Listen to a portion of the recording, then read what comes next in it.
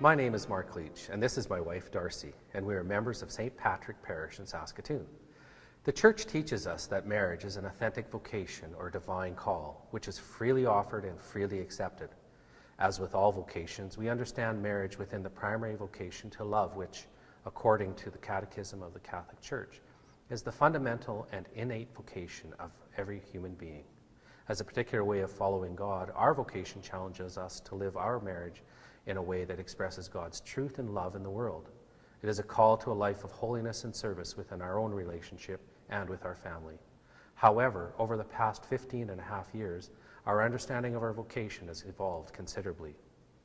God did not create us merely as individuals, but as individuals who are called to community. We cannot be who God calls us to be unless we first stand in relation to others. We are called to live in life-giving and loving relationship with God and with one another. Christian discipleship means a life of service, surrender, and sincere self-giving, with no other end than what is good for the other. When we first got married, we understood our partnership as not only between the two of us, but between ourselves and God. From that moment on, we've been challenged to grow through grace into what we already are, an image of Christ's love for his church. And inasmuch as we understood our marriage as a vocation, we romanticized it to a certain extent. We chose wedding rings with 3 diamonds on them, symbolizing the Trinity and also 2 individuals plus God. We walked down the aisle together at our wedding, demonstrating our desire to enter the sacrament of marriage as equal partners. We had our new house blessed, and we took out a subscription to the Prairie Messenger. We had it all together. We knew exactly what we were getting into, a life of service to each other, to God, and to our community. God's love was made visible in our marriage, and we were determined and eager to demonstrate our commitment to sharing our sacrament with everyone around us. We did our best to ensure that we walked the talk, and so we threw ourselves into sharing our time, talent, and treasure with our faith community.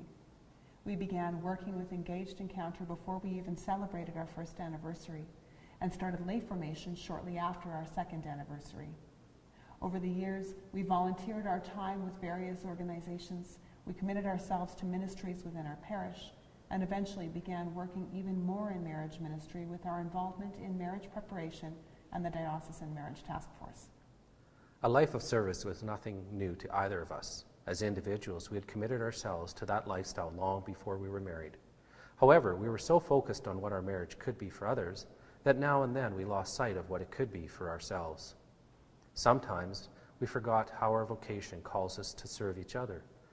We considered all of our time and activity to be marriage enrichment in one form or another, but it wasn't always beneficial. We enjoyed doing these things together, but we didn't do them for each other. We forgot that in order to be life-giving to others, we had to be life-giving to each other first. Over time, we have learned hard lessons, but they have helped us understand that our own relationship requires as much care and attention as our relationship with others does. The romantic love of courtship and honeymoon is not always present, and it is then that our vocations as spouses calls us to go further and become what we are, members of a marital communion defined by the unbreakable spousal love of Christ for his church. The promise we made at our wedding is a source of grace, but it requires persistent effort. Persevering in fidelity, kindness, communication, and mutual assistance means growing in a love that is far deeper than a romantic feeling. In the midst of inevitable trial and difficulty, we trust that God is graciously watching over us and our family, and we're confident that God and his love will never abandon us. More often than not, the hardships are not as big in the rearview mirror as we think they are when we're driving through them. Yet we know that big or small, God is right beside us through all the things we deal with on a daily basis. Even as we find Shannon throwing bocce balls in the house overhand, or as we try to de-wedge Scott's head from the cat door. But in knowing that God is present in moments like that, it gives us even greater certainty that God is present in the really tough times when we need him most.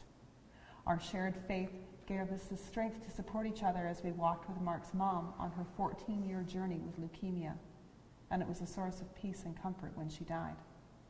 And it was our faith that upheld us during a 12-week span in which we gave birth to our daughter after an unexpected and very difficult pregnancy, helped put on the wedding between Mark's brother and my best friend, and buried my favorite uncle, my favorite great aunt, and Mark's dad. We were at the limits of our endurance. And all we could do was trust that God would be enough for us no matter what situation we faced. Ultimately, it was our gratitude for the gift of God's unfailing love and help that led us to name the baby girl that we weren't expecting and nearly lost countless times, Monica Grace.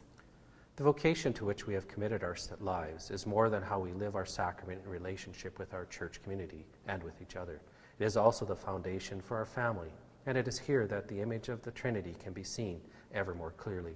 Like the Trinity, our marriage is a communion of love between co-equal persons, beginning with that between the two of us and then extending to our children.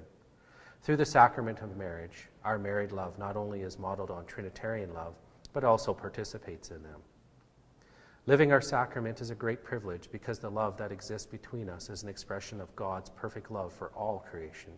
And as we do our best to demonstrate the love of God every day to our children, we seek to show others that the same love through what we do and what we are as a family. Just as we did our best to walk the talk as a couple, when we got married, we strive to do it here too. We attend church regularly as a family. We all participate in parish ministry. Our children attend a Catholic school, and we attend events together like Christmas caroling at the church with the youth group. And we regularly gather with the Oblates of Mary Immaculate as we embrace the charism and mission of St. Eugene de Mazenod as Oblate lay associates. But even as we grow in virtue, God's perfect love does not mean that we ourselves are perfect. However ideal we may have just made ourselves sound, we freely admit that we have learned just as much about what it means to be in relationship as a family as we have about what it means to be in relationship as a couple. Like our early vision for our marriage, our vision for our family has evolved considerably over time. And as much as we would love everyone to believe that we resemble a family like the Waltons, the fact is that we're really much more like the Simpsons. Although we find blessing in sitting down together every night at the dinner table, attending church on Sunday, and saying bedtime prayers, we've discovered that there's sanctification in sleepless nights with feverish toddlers, in homework at the kitchen table, laundry piled on the deep freeze, and fighting over the remote control.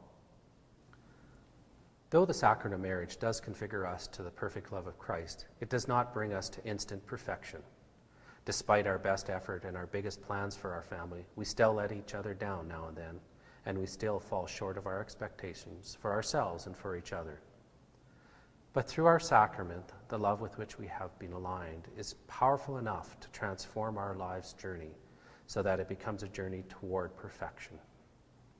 Our vocation, like other vocations, invites us to make the virtue of faith, hope, and charity our way of life.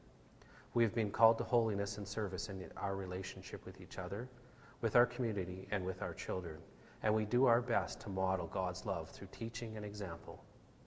As we do so, we live in the hope and light of God's kindness, mercy, and generosity, and trust in His infinite love.